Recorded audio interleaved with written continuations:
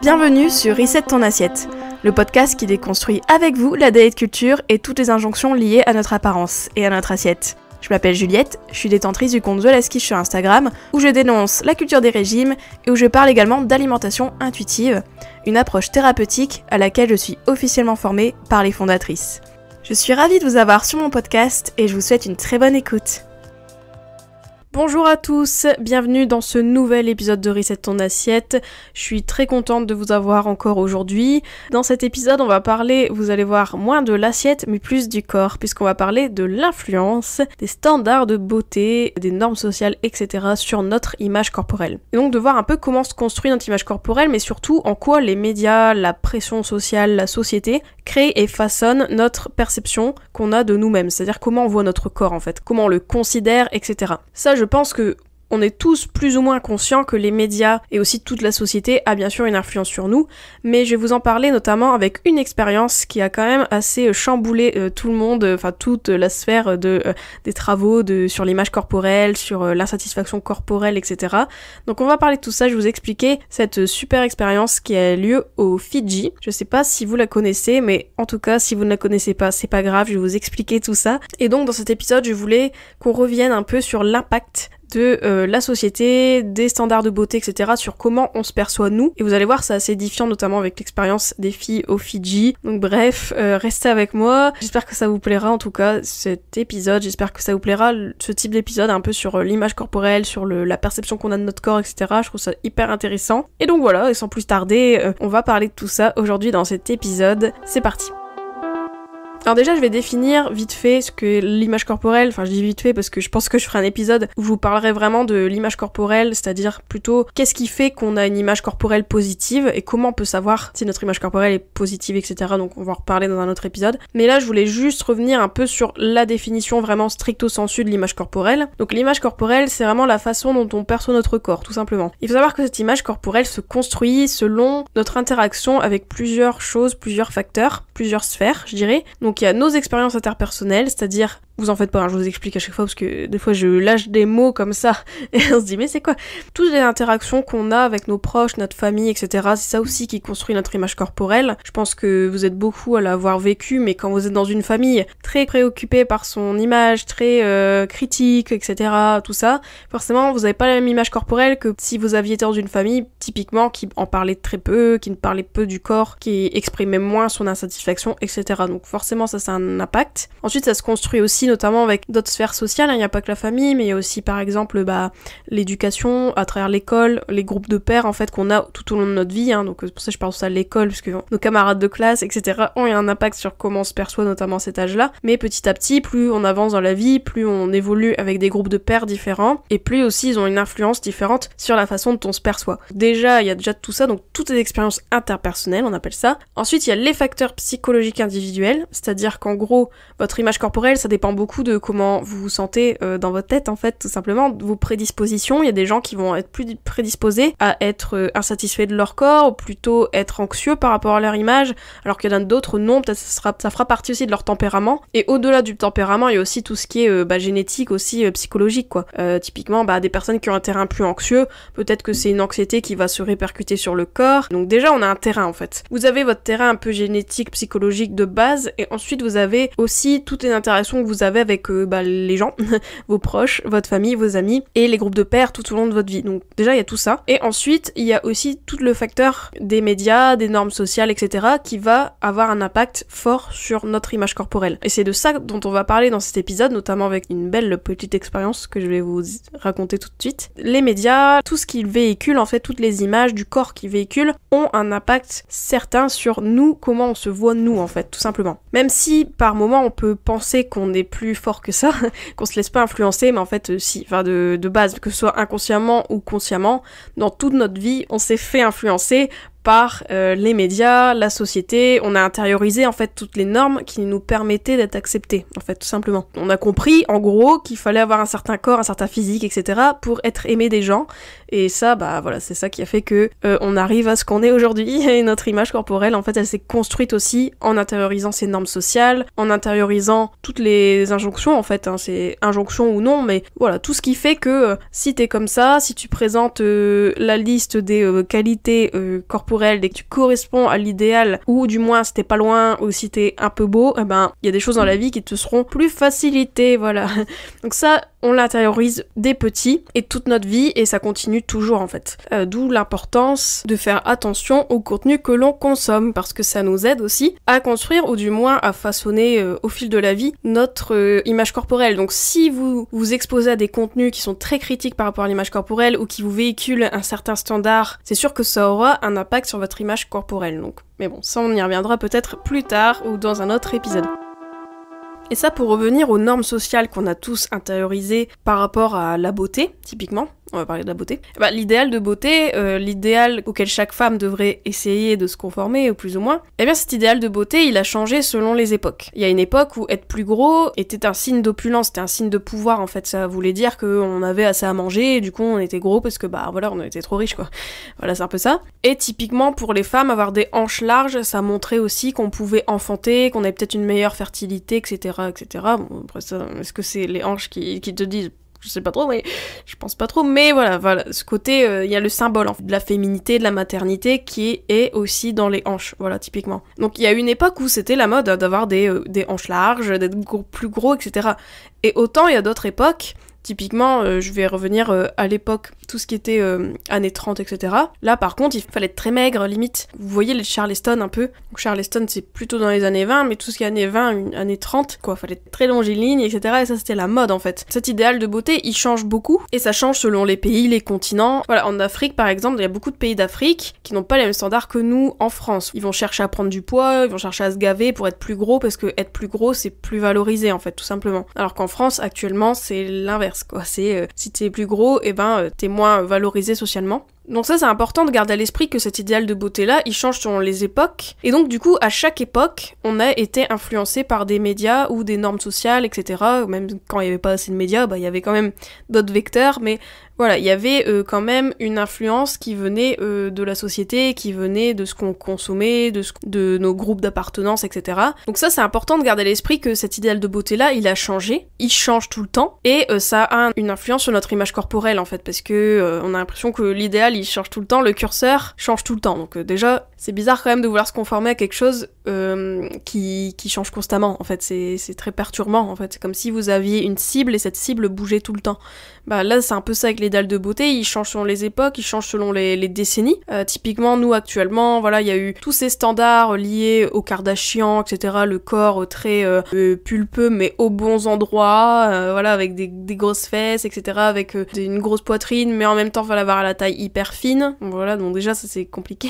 Voilà, il y a eu cet idéal-là, alors que dans les années 2000, l'idéal n'était pas du tout comme ça, quoi. L'idéal de beauté féminin, c'était, donc là, à l'échelle mondialisée, hein, parce que je parle pas exclusivement de la France, parce que maintenant on a une ère où voilà, avec la mondialisation, tout ça, bah même les standards de beauté se sont mondialisés, mais voilà, avec l'influence occidentale / aussi américaine, etc., eh bien on a cet idéal de femme Kardashian, mais qui était pas le même dans les années 2000, quoi. Dans les années 2000, c'était beaucoup d'avoir un ventre très plat, mais d'être aussi fine, pas d'avoir forcément une grosse poitrine, enfin c'était pas le même corps, quoi. C'était un corps plus mince, en fait, je dirais, que l'idéal qu'on nous a servi avec les Kardashians, même si au final on est d'accord que l'idéal répandu avec le corps des Kardashians, on est d'accord que c'est quand même un corps mince, hein. C'est un corps mince, mais avec des formes, mais au bon endroit, et calculé, etc. C'est notre forme de minceur, en tout cas. Mais voilà, ça c'est très important de garder à l'esprit que cet idéal-là, il change en permanence, et à toutes les époques, on a été influencé plus ou moins par cet idéal, parce que pour montrer patte blanche, pour appartenir à des groupes, etc., pour appartenir à la société en général. Et donc ces standards ont toujours eu une influence sur notre image corporelle, et ce, dans toutes les époques, à tout moment, etc. Et pour revenir du coup à l'idéal de beauté et l'influence des médias et de la société sur comment on se perçoit et comment en fait on se jauge par rapport à cet idéal et comment aussi on construit notre insatisfaction corporelle, parce que l'insatisfaction corporelle elle est construite, et bien ça je voudrais illustrer avec une expérience qui a été faite par Anne Baker dans les années 90-2000, enfin c'était en 95, avec le cas des filles du Fidji. Alors il faut savoir qu'au Fidji, donc les îles Fidji, pendant longtemps ils ont eu un idéal traditionnel de beauté qui était le fait d'être plus gros, d'être plus en chair, etc.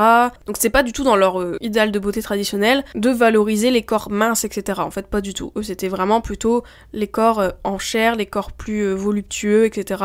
Donc les corps plus gros en fait et pas forcément les corps maigres. Donc ça c'est important de savoir ça. Et en fait il faut savoir que du coup ils avaient cet idéal là et en 1995, autour de cette année là, il y a eu l'arrivée de la télévision dans les îles Fidji. Donc cette télévision elle montrait un idéal de beauté très différent de ce qu'ils avaient à l'époque. C'est-à-dire que ils ont commencé à voir des séries américaines, etc., des spots de pub, etc., tout ce qu'on peut imaginer sur une télévision en 1995. Et donc ils ont été exposés à un autre idéal de beauté qui n'était pas le leur, mais qui était celui américain, celui qui était mondialisé à l'époque, en 95, 2000, etc. Et donc cette recherche par Anne Baker, donc Anne Baker, cette chercheuse, a constaté beaucoup de choses, notamment 3 ans après l'arrivée de la télévision dans les îles Fidji. Et en fait, 3 ans après, l'idéal de beauté avait changé dans les îles Fidji, c'est-à-dire que, comme je vous disais avant, l'idéal de beauté était d'être plus gros, c'était hyper valorisé d'avoir un appétit, d'avoir un corps robuste, etc. On encourageait la consommation d'aliments caloriques, etc. Hop, arrivée de la télé, tout de suite, les filles, 3 ans après, ont commencé à associer la beauté à la minceur. L'idéal de beauté avait changé. Et en fait, beaucoup de jeunes filles ont compris avec cette exposition-là aux séries américaines, aux publicités, voilà, à la télévision américaine mondialisée, etc. Beaucoup de femmes ont compris, enfin du moins ont cru comprendre, qu'elles pouvaient changer leur corps en fait, et qu'elles pouvaient mincir, qu'elles pouvaient faire des régimes, qu'elles pouvaient se restreindre, et pour se conformer justement à cet idéal de beauté-là qui était véhiculé partout en fait, dans les médias américains, etc., à la télé. Et donc du coup, 3 ans après, donc l'idéal de beauté avait changé, et surtout, donc parmi les femmes, donc les femmes avaient compris elles ont commencé à faire des régimes, à se mettre au régime, etc., à faire des restrictions, tout ça. Et du coup, l'insatisfaction corporelle des femmes au Fidji a grimpé, de même que les TCA au moment-là, donc les troubles du comportement alimentaire. C'est-à-dire que chez les adolescentes exposées à la télévision, on a constaté qu'elles avaient 3 fois plus de risques de développer un TCA. Donc il y a eu plus de TCA, donc troubles du comportement alimentaire, et l'insatisfaction corporelle a grimpé vraiment pendant cette période, donc après l'arrivée de la télévision. Avant, les femmes au Fidji avaient très peu d'insatisfaction corporelle, ou du moins peut-être relatif à leur idéal, mais là, avec l'arrivée de la télévision, tout a changé en fait. Elles ont commencé à se mettre au régime, à développer des TCA, donc des troubles du comportement alimentaire, et à développer une image corporelle surtout négative, et notamment très rivée sur la minceur, et donc un idéal qui était hyper différent, notamment même de leur propre génétique aussi. Et pour tout vous dire, moi quand j'ai pris connaissance de cette expérience, j'ai trouvé ça édifiant par rapport à l'image corporelle, parce que ce côté, elles ont été exposées, et bim, TCA, hop, insatisfaction corporelle, etc., tout ça, le changement d'idéal de beauté, littéralement, de toute une communauté, c'est quand même... C'est édifiant dans le sens qu'on se dit, mais punaise, c'est fou l'impact qu'ont les médias, qu'ont tout ce qu'on consomme, etc. au quotidien, toutes les normes sociales qui sont véhiculées par les médias, par d'autres vecteurs, etc. Tout ça, ça a une influence. Et à tel point que ça peut te faire tomber dans les TCA, ça peut te faire tomber dans une insatisfaction corporelle chronique. C'est fou. Il y a un article suite à cette expérience de Anne Baker, donc qui était faite... Donc c'est en 95, l'arrivée de la télé, etc. Mais les travaux d'Anne Baker sont sortis en 2004. Et en 2009, il y a eu un article dans la Harvard Gazette qui titrait « Les filles fidjiennes succombent à la dysmorphie de l'Occident ». Rien que l'exposition aux médias, l'exposition à des normes, l'exposition à notre idéal de beauté peut nous faire vriller à ce point-là, en fait, et peut nous faire tout changer. Et moi, ce que je veux vous dire aussi à travers cette expérience, mais aussi à travers ce que je disais tout à l'heure, quand je disais que l'idéal de beauté, il change constamment, etc., et comment on construit aussi notre image corporelle, c'est beaucoup aussi avec toutes les normes sociales qu'on a intériorisées, etc. C'est que au final, notre image corporelle, elle est très influençable. Et comme elle se construit, et comme elle est en interdépendance avec beaucoup de choses, beaucoup de facteurs, ça veut dire que de nous-mêmes, si on prend conscience de l'impact qu'a cette norme sociale, de l'impact des médias sur notre propre image corporelle, c'est là qu'on peut s'en affranchir et protéger notre image corporelle. On y reviendra dans un autre épisode, je vous raconterai justement qu'est-ce qui fait une image corporelle positive. Eh bien, dans l'image corporelle positive, il y a cet aspect qui est de filtrer filtrer en fait, de savoir filtrer et de se protéger. Parce que l'image corporelle, elle doit être protégée, notamment, vous le voyez très bien avec cette expérience. On n'est pas à l'abri que notre idéal de beauté change. Et typiquement, nous on l'a vu dans les dernières décennies, ça change à chaque fois et on sait même plus trop à quel sein se vouer quoi, on sait pas, est-ce qu'on doit être Kardashian, est-ce qu'on doit être Britney Spears, on sait pas trop.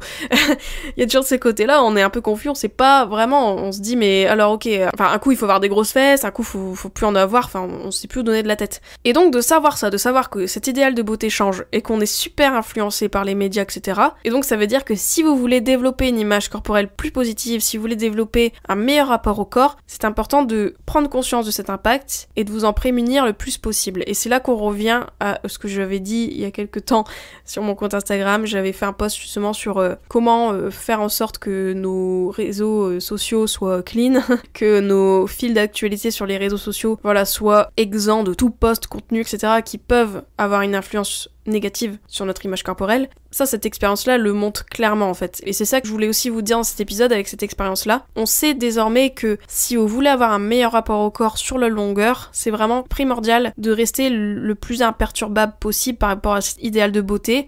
Et surtout de comprendre qu'au final tout est construit, que la beauté s'est construit, que ça se construit avec différentes formes, mais surtout que comme c'est construit par la société, ça n'a pas de sens en fait, dans le sens que la beauté elle est plurielle en vrai. Et c'est très important de savoir que la beauté telle qu'on la connaît aujourd'hui, telle qu'on la qualifie, c'est-à-dire avec un corps mince, elle est construite. Cet idéal de beauté, c'est un idéal et cet idéal change et cet idéal n'est pas pertinent en fait. Et donc peut-être que maintenant on glorifie un corps mince, mais qui sait, peut-être dans 30 ans on glorifiera pas un corps mince et on dira non, faut être gros pour montrer qu'on a assez à manger ou etc. Et donc je trouve c'est assez rassurant de se dire ça, dans le sens qu'on se dit vu que la beauté elle est construite et vu que la beauté c'est une construction sociale, et bien au final, la beauté, je peux très bien décider moi-même que mon corps est beau. Je peux très bien décider moi-même que en fait cet idéal de beauté il est comme il est idéal, c'est-à-dire presque inatteignable, et que du coup ça sert à rien en fait de chercher un idéal qui change tout le temps, comme je vous disais, c'est de viser une cible, mais la cible change tout le temps, ça n'a aucun sens, et là c'est pareil. Donc voilà, c'est ce que je voulais vous dire dans cet épisode, c'est que votre image corporelle, elle est construite, elle s'est construite notamment avec l'influence des médias, et les médias ont une énorme influence, comme on a pu voir, ils ont changé l'idéal de beauté de tout un pays, enfin c'est assez hallucinant, mais de comprendre ça permet de réfléchir sur votre image corporelle, et moi ce que je vous invite à faire dans cet épisode, après cet épisode, c'est justement de savoir, vous, comment s'est construite votre image corporelle. Quel média, quel magazine vous a peut-être influencé, peut-être inconsciemment, consciemment.